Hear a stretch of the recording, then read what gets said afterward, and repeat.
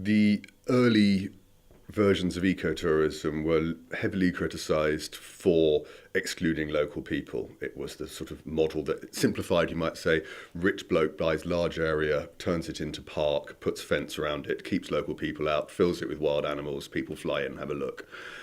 And not surprisingly, that was heavily contested, and correctly so. Furthermore, because those people who were now excluded from what maybe had been their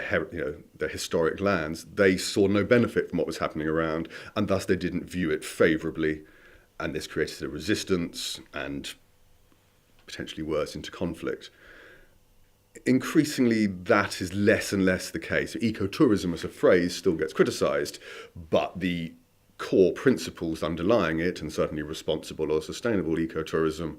is of a sustainably managed tourism in a natural area where the interests of the local community are looked out for.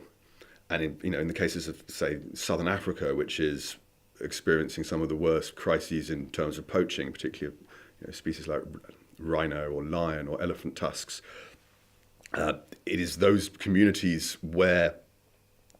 the local people are most involved in benefiting from the tourism, from the safaris, that are suffering least from the poaching, because where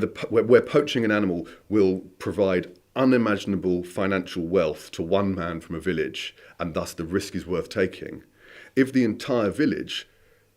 thinks that it is more beneficial for them to keep those animals alive, it creates a regulatory system that means the community is invested in protecting its own natural resources.